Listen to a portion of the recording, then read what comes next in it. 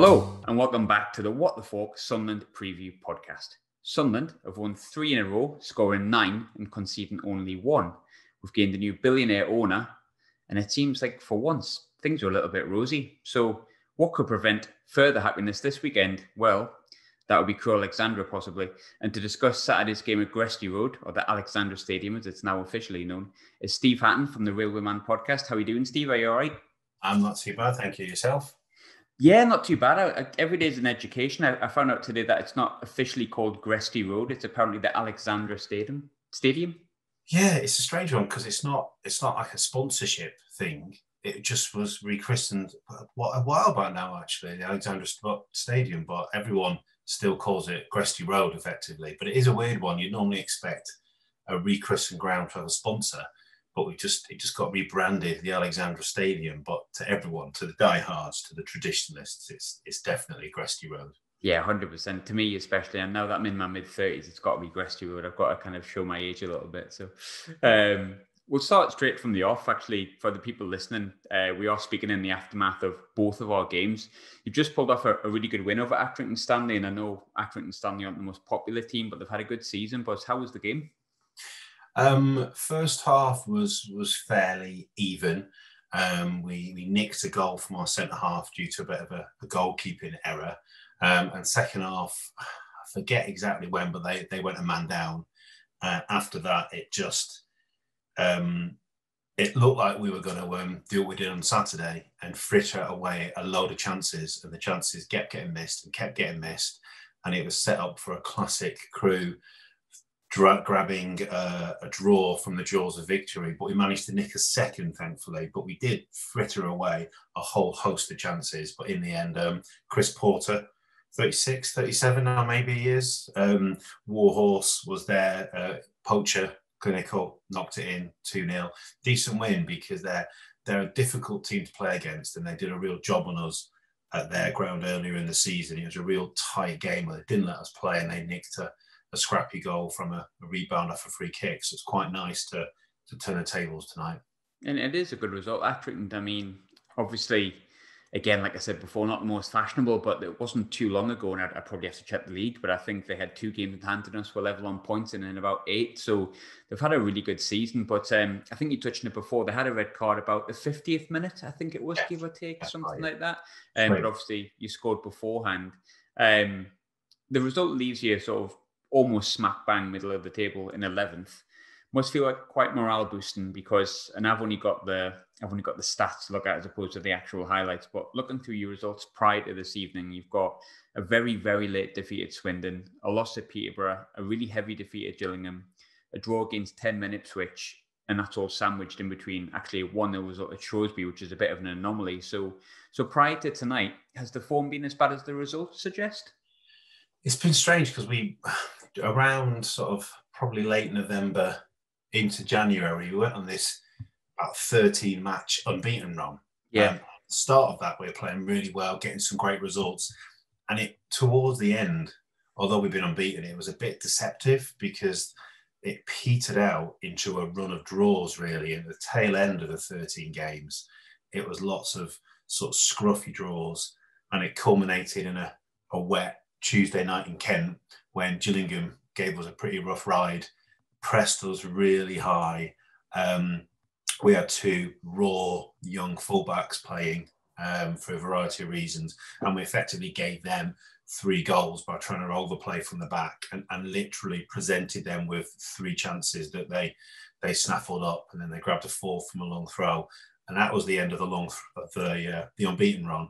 And since then, really, we've been scratching around for results. We lost a fair few players for injury. We sold Perry NG to Cardiff. I think it all kind of caught up. And by that point, we played the most games in the division, where we played more than anyone else. And we've had a few weeks off now through postponements and lack of games. And maybe you're now seeing us turn the corner a little bit, a bit fresher. I think all those games caught up with the squad, really, along with the injuries. Yeah, absolutely, because it is a young squad, but it's not the biggest of squads as far as I can see. Lost a lot of players for injury. Donovan Daniels played his first game tonight. He's not played since November. He played 1 game this season. Callum Ainley, we lost. I think it was the cup game at Cheltenham, who I would argue is probably our most talented, naturally gifted youngster. He's a big loss. We lost Luke Offord to a torn hamstring, and Ollie Finney, who'd grabbed about 8 or 9 goals from midfield, broke his leg in that win at Shrewsbury. So those 4, combined with Perry leaving, left us a bit short of bodies, and I think a bit short of players to fall back on, to be honest. Yeah, and I'm looking through your lineup that you had tonight. I mean, obviously you've got our old academy striker Michael Mandron, Chris Porter up front. Then you've got a defence here with Daniels, Beckles, Wood, Picker, and a midfield of Lowry, Wintle, Luke Murphy, and Kirk, with Richards in goal. It says here 4-4-2, but Google can be wrong a lot of the time. Are we likely to see a similar lineup due to the squad injuries and things that you've lost recently? It's interesting because Dave Artell has been religiously 4-3-3. He has been consistently 4-3-3. And tonight is the first real time we've seen a slight tweak to that. And tonight is probably one of the biggest Crewe teams, stature-wise, I've probably seen in a good while, because Daniels is by trade really a centre-half. Yeah, I thought so. Playing at right back. So we got 3 6-foot-pluses there. You got 2 big lads up front. And to be fair, Luke Murphy, although he's not brilliant in the air, he's 6-foot+ as well. So we had a fairly big team for a Crewe side there. Whether he'll go 4-4-2 on Saturday or not, I don't know. Was that something done deliberately to combat Accrington? They got some big players. They got a long throw. Maybe that was a deliberate tactical tweak, or maybe he just wanted to freshen it up a little bit. Porter scored. So maybe you struggle to justify a switch back to 4-3-3 on Saturday. Yeah, I think when you win, sometimes you stick with the team you play with, don't you? You know, injuries aside and whatnot, players that are unavailable.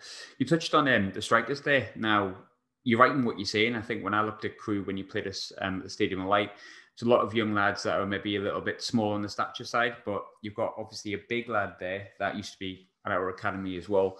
Actually, something I was speaking about to one of our former goalkeepers, Max Stryjek, who came through the academy with him, and he said, of all the players that he got through the academy, Mandron was the player that he thought would, really hit the heights.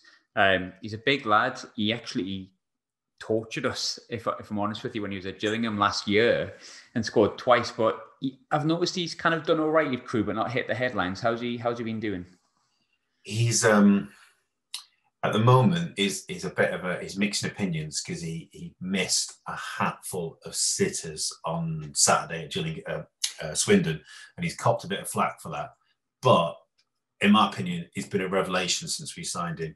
His link-up play, his play back to goal, his ability to bring other people into the game has given us a different dimension. Chris Porter could do it well, but Mandron's an upgrade because he's more mobile.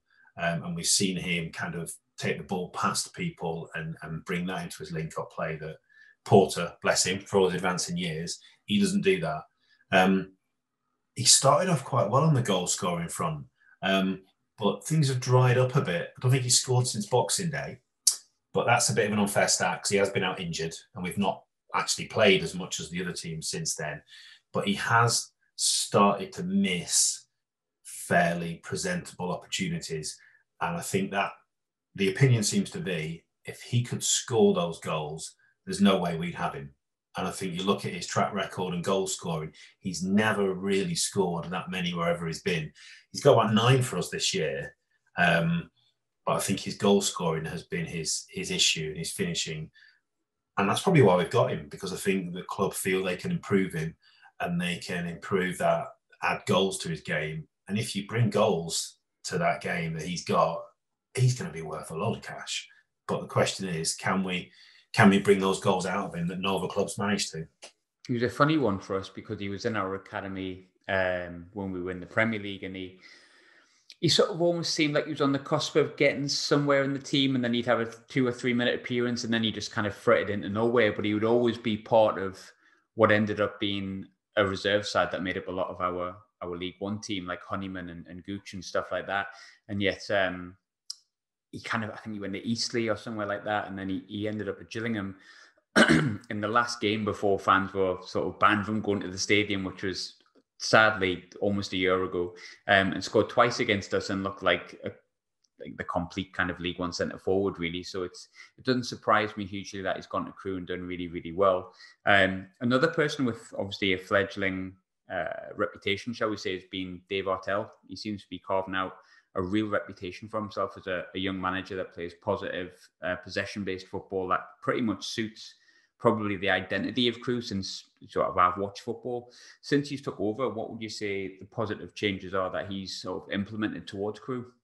He changed what was, in my opinion, a losing culture, where the players were used to it and almost accepted it. And he brought in a couple of experienced heads who are real pivotal signings. He brought in Paul Green, who had a massive impact. He brought in Nicky Hunt, the ex-Bolton fullback, and Eddie Nolan, who to a lesser extent I think also helped. And those three experienced heads really seemed to turn the attitude around and made us move from serial losers to a team that didn't accept it. And I think we're a bit more streetwise as well. And that's rubbed off on our youngsters. And the Crewe kids who come through are normally quite kind of polite and quite well mannered on the pitch and don't get into trouble. But you look at Perry NG and he's got a dreadful disciplinary record and he's got a bit of niggle about him. Ollie Finney, who's unfortunately broken his leg, he's got a bit of attitude and niggle about him. And it just seems we've not bred these identikit footballers who are pushovers. And I think he's instilled that we're not going to lose, never say die attitude that's been quite significant. And he's also brought the football back. I say occasionally it's cost us. We overplayed at Gillingham and it cost us 3 goals. But he's got us playing football the way we used to play. And we lost that a bit under Steve Davis. We've gone a bit direct. And he's tied down our academy youngsters to longer contracts, which means we're relying on them rather than a flow of dubious loans from bigger clubs. I mean, don't get me wrong, we got loans in to support them, but the bulk of our squad is these young lads who are coming through, and he's had the nous to tie them down to long contracts, and they've agreed to it because they've bought into the project that he's brought on. He had a bit of a wobbly start, but the Crewe board are quite patient, and he's turned it around. It's funny you should say about him bringing experience in, because I think I've touched on it a few times in the podcast already about young lads that you almost expect to come through at Crewe because of the history of the club. But then you look through the team and looking through sort of your squad, and I suppose your starting lineup tonight, you've got experienced League One players in there. We've touched on Mandron, but Omar Beckles was a summer signing that you brought in, who obviously did really well with Shrewsbury not too long ago. Obviously, Shrewsbury went off the boil a little bit, but he scored tonight. How well is the sort of experience that you've brought in, such as Omar Beckles, aided the team's sort of 11th place, well, not 11th place finish, so your 11th place position at the moment in the league? Beckles has been a colossus. He is. I mean, I've waxed lyrical about Mandron, which might hack a few Alex fans off. But Beckles, I don't think you would find anyone who would argue about his contribution. He has been immense. He's made some mistakes. Of course he has. He's a League One centre-half. If he didn't have those mistakes in him, we would not have him playing in our team. But he's been phenomenal. He's quick. He's physically strong. He reads the game well. He's half decent with the ball at his feet. People have given his distribution a bit of a kicking, and occasionally he'll misplace a pass, but he'll also ping a 30-yarder to Charlie Kirk's feet occasionally. We're dealing with a lad who's a League One defender who we've picked up out of contract. So I really don't think we could have, on our budget, for an out of contract player, we could not have signed any better. And the key thing is we got to get him signed up for next season as well, because he's only got a 1-year option. Yeah, which seems to be, it's almost par for the course, isn't it? Sometimes at this level, even for I was going to say a club like ours, who you would think would occasionally give out 3-year contracts because we now have a billionaire owner, but it seems that it's still 1 or 2-year contracts that have been handed out. I think it's par for the course, and sometimes you do pick up the gems, and then if you do improve them, you worry about losing them. It very much does happen. You're absolutely right. Now, just to kind of flip everything I've just said about bringing experience in, I'm going to talk about the younger players that brought in, because as I said, sort of off air, I had a bit of a soft spot for Crewe because I ended up doing Football Manager with them about 2 years ago, and they had these brilliant set of youngsters that came through. So I ended up keeping an eye on them, and it turns out Football Manager is not too far from being correct with it. Obviously, when I was young, when I was a toddler, David Platt would have been the one that moved on from Crewe Alexandra and was kind of like the poster boy of what Crewe Alex could produce. Since then, you've gone on to produce Dean Ashton, David Vaughan, which many Sunderland fans will know. Players that have maybe not been, thoroughbred England internationals like David Platt, but they've gone on to have a career in a division above, or a Premier League career, or a Championship career. But for the first time in ages, it feels like you're producing a lot of players that are going to go on and do very well. Obviously, Perry Engie's gone to Cardiff. He's been picked up by Mick McCarthy. Harry Pickering's gone to Blackburn. I know he's come back on loan. But for fans who don't know too much about Crewe or don't know much about the players that you're producing at the moment, who are the players that have really impressed this season?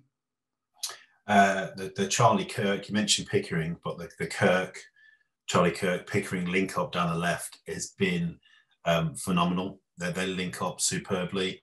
And I think other teams are prepped for it and they know it's coming. But sometimes there's a difference between knowing it's coming and being able to stop it. Absolutely. So those two have linked up really well. And Kirk was brought down tonight. They've got the Accrington player sent off. So he's continued his excellent form. We've got Tommy Lowry, who's been out injured for a little bit, but he came back in tonight and did a great job setting up one of the goals. He's probably one who's overlooked a little bit, to be honest, because he's been in and out of the team this season, but he really, really makes us tick and gives us something a bit different in that midfield. So he's another significant player. Owen Dale has really found his feet this year. He was a sub tonight, but he's gone from last season being a bit of a bit part player to being a kind of key bit of our front three. Very competitive, very quick, very tricky, and has even managed to add some goals to his game this season. Occasionally makes the wrong decision. Occasionally his end product isn't quite there, but he's got lots of promise. What's interesting is, in terms of his development, if you compare it to Charlie Kirk's development, he's had much less game time, but arguably has shown far more over a far shorter period than Kirk did. It took Charlie Kirk a fair few seasons to really find his feet.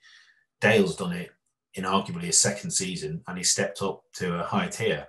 So I think he's a real potential one for the future. Finally, one you won't see Saturday because he's torn his hamstring, but Luke Offord, who's a young centre-half, came in last year, made his debut, must have been about January, and is so assured and calm and reads the game well. And he and Beckles had a fantastic partnership at centre-half, and he's been a real miss since he tore that hamstring. So we're hoping he gets back before the end of the season. We're talking about those players you mentioned there, but also Ryan Wintle is another player I've noticed since the start of the season, done really well. What's your opinion on Wintle? Because he looks good from what I've seen. He struggled a bit at the start of the season. He struggled to find the pace, I think, of this division. Mm-hmm. And he'd probably been used to dominating games in League Two. But eventually he found his feet, and his best form, I think, coincided with our best form around that unbeaten spell. And then he began to lose his way a little bit, coincidentally, around the time that unbeaten run began to drift into some draws. The cynics might say he's out of contract in the summer. He's clearly not going to sign a new contract. Has he got half an eye and a move to a championship club? I couldn't possibly agree with that, but certainly that's been the cynical comments suggested that he's not looked that interested to some, and he's lost his way a little bit. But on his day, he is the player who has made us tick over the last couple of seasons. He keeps possession ticking over, can drive forward, can get a goal, and has really been the bedrock of our recent success. But I think we've got to look forward now, because I don't think he's going to be here next year, is the honest truth. When it comes to sort of being a Crewe fan, and I get this with a few clubs, but I think Crewe is probably one of the ones that it applies to most.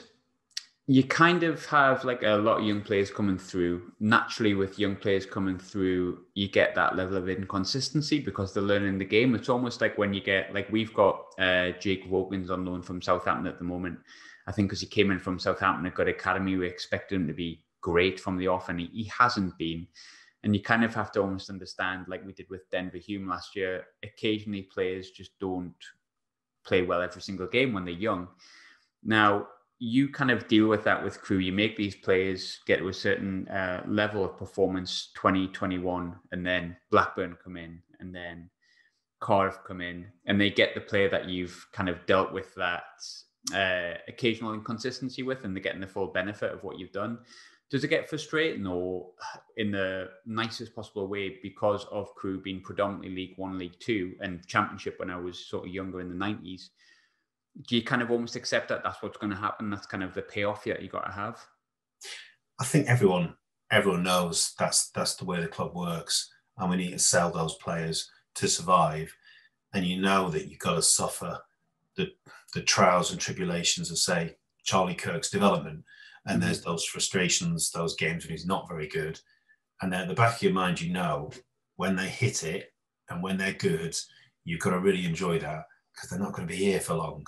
So Harry Pickering, for example, back end of last season, this season, one of the best left backs in the division. And you just know you've got to enjoy him now because he's going to go. You know, he's had his ups and downs in his development. And you can look at him and go, okay, the time is right. Pickering's going to move on. And we just look and go, who's going to replace him? And we've got a young fullback, left back, who's very raw, was given a bit of a rough ride at Gillingham, but I'll probably do him the power of good. And he eventually will step in and replace Pickering. And that's the way it works.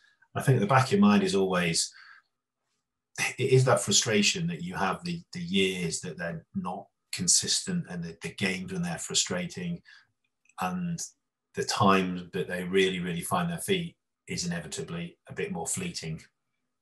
Yeah, because I mean, that was the thing in a way, like, because I've been watching, like, say, a few plays just because of a computer game, which sounds ridiculous, but obviously when you have a connection, you go, I wonder what they're like in real life. And Pickering was the one that I'd watched, and his delivery into the boxes, something that concerned me in the first game. His delivery in the boxes, something that's concerned me on the game on Saturday. He reminds me in a way of, and maybe not a popular person to compare him to, but Joe Jacobson at Wycombe, who has this wicked left boot and seems to score a mountain of goals from left back. Pickering's quite similar in that, but these players that you're bringing through, they're not just going to higher level like Portsmouth League One clubs or something like that. They're going straight into good, at least mid-table Championship side. And when you look at Cardiff, I think Mick McCarthy knows a player, and obviously he picked them up straight away in the January. And I was reading a lot about him. Like, a couple of journalists who cover Cardiff have been raving about him as well. Almost in a way, all these players aren't just, like I say, going to your Portsmouth, they're going up towards the Championship straight away. Do you know, as a Crewe fan, you said before maybe it's time. When you look at a certain player, do you kind of almost get used to it at Crewe, that you can almost pinpoint when their progression is ready to go into the Championship or the Premiership? I think you look at them, and we all knew that Pickering's ready to move on. Perry Ng, to be fair, didn't really have the best season. We thought actually he was a bit slack, he was a bit casual, and again, cynically, a few people were suggesting his mind's on a move. Mm-hmm. He spent 6 games suspended for a spitting incident at Cheltenham. We didn't lose one of them, but I think now he's not there. You do appreciate what he brought to the team. I think he was finding his feet at this level, and clearly he would have found his feet at this level. Let's be honest. He's gone into a Championship team and he's flying, and I think now he's gone, we do recognise how good he was.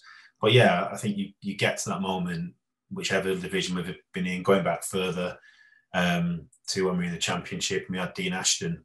It was clear, he was carrying the club. It was him, and he had to go, really, because the time was right for him to go and prove himself at a higher level. And you get that feeling, and good luck to him, because that's what we're about. We'll sell them. The money he brings in keeps the club afloat. And normally we've got someone ready to step up. If not immediately, they'll come in 2-3 years and hopefully they'll fill their boots. Which probably brings me on to the next really short but could potentially produce a really long answer. As a Crewe fan, then, this season and as a whole, what is success? It's a strange one because I think at the start it was trepidation. Can the youngsters step up? We had a really, really tough run of fixtures. We lost at home to Charlton. We lost at Hull. But it was around that point you began to think, actually, we're having an awful lot of ball. We're dominating possession, but we're not scoring. And then something seemed to click October, November, went on this fantastic run. And there was genuine talk of the playoffs. And we were looking up and Dave Artell was buying into it. And I think with the recent dip of form and the injuries and the loss of Perry, I think that's petered out a little bit. And maybe tonight's win kind of reignites that a little bit. But I think the realist in me now says, I think the playoffs are gone. We've played more games than a lot of teams. We've got to be looking to finish in a decent position. Once we get to 50 points, arguably, Harry Pickering, who we got back on loan from Blackburn, do we say, look, Harry, thanks, but actually we're safe. We've got Rio Adebisi, who needs some games and experience. We need to give him a run of games.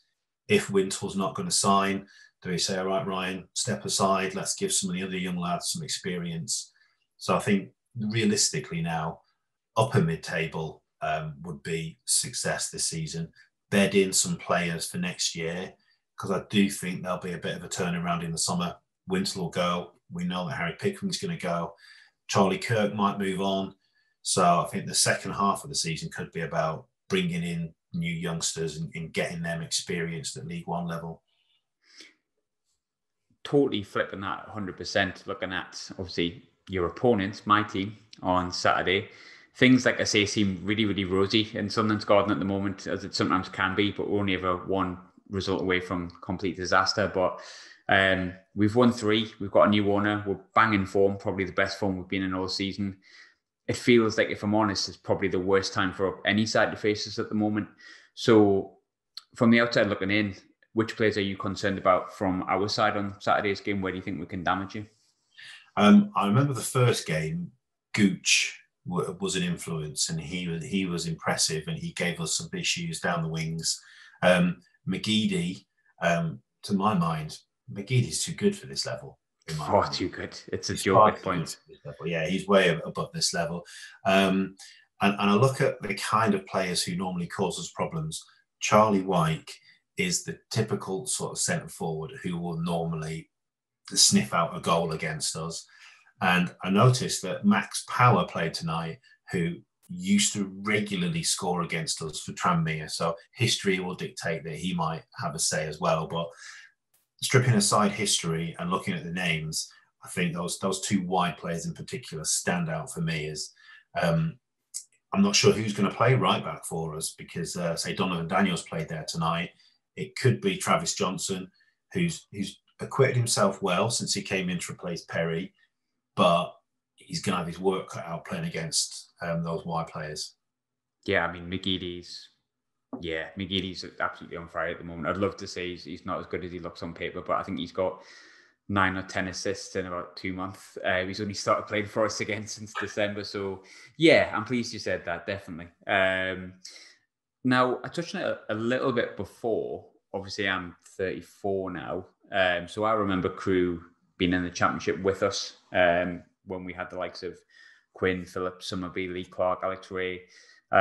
It's fair to say, certainly in my lifetime, that was probably just before our real glory days in the Premiership, but still one of the best seasons I've ever seen for Sunderland. That was Quinn and Phillips in their infancy, shall we say. Now, you obviously have a slightly different pathway to ourselves. We went on and had a few years in the Premiership, came down, went back up, did 10 years there. Crewe haven't been there as yet. But you've seen Sunderland during their glory days, but now you see Sunderland effectively falling through the leagues and landing up exactly where you've been for a little while. From the outside looking in, and obviously there's a Netflix TV show that's helped a lot of people with this, but what have you made of Sunderland's kind of fall from grace almost? I have to be honest, I have never watched the Netflix program, so I'm speaking of this from a position of great ignorance. I wouldn't recommend Sunderland till I die. Many people would, but I wouldn't, because as a Sunderland fan, it's an awful watch.